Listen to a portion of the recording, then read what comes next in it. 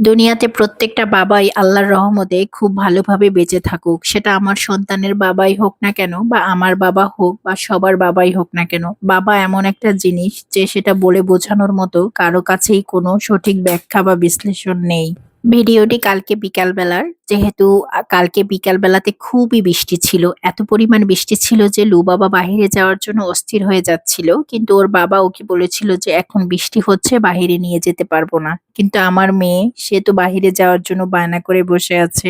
তো মেয়ের বাড়াবাড়ি দেখে লাস্ট টাইমে বাবুর বাবা বলছিল যে, "বাবাকে তাহলে আমি বাহিরে নিয়ে যাই।" তো যেহেতু বাবুর অনেক ঠান্ডা তাই আমি জোর করেই আর ওকে বাহিরে বের হতে দেইনি। তো যেহেতু সে একটু মন খারাপ করেছিল তাই তার মন ভাঙানোর জন্য তার বাবা তার জন্য রাতের খাবার নিয়ে এসেছিল।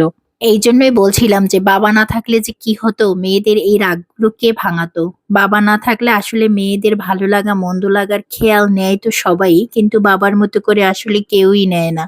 আল্লাহ আমাকে মেয়ে দিয়েছে। আল্লাহর কাছে অশেষ কৃতজ্ঞ যে আমাকে এত সুন্দর, সুন্দর মেয়ে দেওয়ার জন্য। তো যাই হোক, আমাদের জন্য কিন্তু বাবুর বাবা খাবার নিয়ে এসেছিল। এখানে হচ্ছে গিয়ে নান রুটি ছিল আর হচ্ছে গিয়ে পোড়া মুরগি ছিল। তো এটা আমাকে যাবার সময় আমি বাবু যখন যেতে চাইছিল তখন যখন যেতে দেইনি তখন আমি ওর বাবাকে বলে দিয়েছিলাম যে, "তুমি আসলে আসার সময় একটু খাবার নিয়ে এসো, তাহলে আমার মেয়ের মন খারাপটা একটু ভালো হবে।" তো বাবুর বাবা আসার সময় হয়েছে কি, খাবারটা নিয়ে এসেছে। বাবা আবার সন্ধ্যার টাইমে বাসায় থাকে না। ও আসলে কোরআন শরীফ পড়ার জন্য সন্ধ্যার টাইমে মাদ্রাসাতে যায়। তো মাদ্রাসাতে গিয়েছে, এই টাইমে বাবুর বাবাও চলে এসেছিল। আমি আরকি খাবারটা বের করছিলাম। মোটামুটি কিন্তু 8:30 বেজে গিয়েছিল। আর এই টাইমে আসলে বাবুরও আসার সময় হয়ে গেছে। খাবারটা বাসায় দিয়ে বাবুকে আনার জন্য বাবুর বাবা চলে গিয়েছিল। আর আমি এখানে খাবারটা নামিয়ে নিচ্ছিলাম। যেহেতু আমি খাবারটা গুছাতে, গুছাতে বাবা বাসায় চলে আসবে। রাতের খাবারে নান রুটি আর হচ্ছে গিয়ে পোড়া মুরগি নিয়ে এসেছিল। এটা খেতে আসলে বেস্ট ছিল। আর এটা খেলে হয় কি, রাতের বেলাতে আমাদের আর ডিনারের কোনো ঝামেলা থাকে না। এটা খেয়েই আমাদের একসাথে কিন্তু হয়ে যায়। এটা খেতে কিন্তু অসম্ভব রকমের মজা। আর এটার সসটা যে এত পরিমাণে মজা লাগে, আমার মেয়েরা কিন্তু এবং নানরুটি খেতে খুবই পছন্দ করে। কথা বলতে, বলতে এবং হচ্ছে গিয়ে এই যে খাবারগুলো সার্ভ করতে, করতে কিন্তু আমার মেয়ে চলে এসেছিল। মেয়ে এসে তো খুবই অবাক হয়ে গিয়েছিল যে আসলে বাবা এটা নিয়ে এসেছে। আমি আসলে বলেছিলাম যে, "তুমি যদি ঠিকভাবে করে পড়াশোনা শেষ করে আসো, তো এসেই দেখবে তোমার বাবা তোমার জন্য খাবার নিয়ে এসেছে।" আসলে আমি বিকাল টাইমে যে যেতে দেইনি এইজন্য হচ্ছে গিয়ে ও খুব মন খারাপ করেছে। তাই হচ্ছে গিয়ে রাতের বেলাতে মাদ্রাসাতে যেতে চায়নি। মানে কোরআন শরীফ পড়তে সে যেতে চায়নি। তো আমি ওকে আসলে ভালোবেসে বলেছিলাম যে, "আম্মু তুমি যাও। আমি কিন্তু বাবাকে ফোন দিয়ে বলে দেব আসার সময় খাবার নিয়ে আসবে।" তো সেটা ভেবে ও আসলে খুবই আনন্দ পেয়েছিল যে আসলে ওকে যেটা বলে পাঠিয়েছি সেটাই হয়েছে। তবে বাচ্চাদের বেলাতে মিথ্যে কথা বলা উচিত নয়। কারণ যে আশ্বাসটা দিবেন সেটা যদি পূরণ করতে না পারেন তাহলে সেটা বলা উচিত নয়। কারণ বাচ্চাদের ছোট, ছোট মন তো আসলে এটা ভেঙে যায়।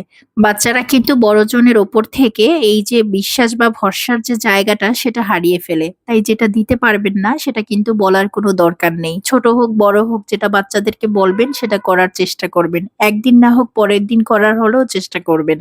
তো আমি খাবারটা নামিয়ে একটু খেয়ে দেখছিলাম যে কেমন। তো দুর্দান্ত স্বাদ হয়েছিল। অন্যগুলো খোলা হয়নি। তার আগে আমি আসলে একটু চেক করে দেখছিলাম। তো খেয়ে দেখছিলাম আসলে ভালোই হয়েছে। এটা খেতে ভালোই মজা ছিল। কি আর বলবো, আসলে মেয়েদের বায়না তো আসলে পূরণ করতেই হয়। তো এইজন্যই হচ্ছে গিয়ে সবকিছু। দুনিয়াতে বাচ্চাদের জন্য আসলে মায়েরা সবই করতে পারে। তো রাগও যেমন দিয়েছিলাম, রাগ দিয়ে আসলে স্কুলে পাঠিয়েছিলাম মাদ্রাসাতে আরকি। তো মনটা আমার একটু খারাপও হয়ে গিয়েছিল যে বাবুকে আসলে খুব রাগ দিয়ে পাঠিয়েছি। তারপরে হচ্ছে গিয়ে বাহিরেও যেতে দেইনি। এইজন্যও মন খারাপ হয়েছে। তো আল্টিমেটলি কিন্তু বাবুর রাগ ভেঙে গিয়েছে এবং খাবার খেয়ে সে কিন্তু খুব খুশিও হয়ে গিয়েছিল। বাচ্চারা কত সহজ সরল, ঠিক না? ওরা একটুখানি মনে করেন যে আনন্দ পাওয়ার জন্য কত কিছুই না করতে পারে। বাহিরে ঘুরতে গেলে ওরা আসলে কি বোঝে? কিন্তু বাহিরে যাওয়ার জন্য অস্থির হয়ে যায়। ওরা কিন্তু আসলে সবকিছুই বোঝে কিন্তু বোঝাতে পারে না। যখন বোঝাতে পারে না তখন আসলে ওরা একা একাই মন খারাপ করে। তো এই যে আমাদের কিন্তু খাবার রেডি হয়ে গেছে। আমরা কিন্তু এখন খেয়ে নেব। যারা আমার ভিডিওটি দেখছেন তারা অবশ্যই লাইক, কমেন্ট করবেন এবং কমেন্ট করে জানিয়ে দেবেন আমাদের ভিডিওটি কেমন হয়েছে এবং আপনাদের জন্য আমার শুভকামনা রইলো। আল্লাহ হাফেজ। সবাইকে ধন্যবাদ। অসংখ্য ধন্যবাদ।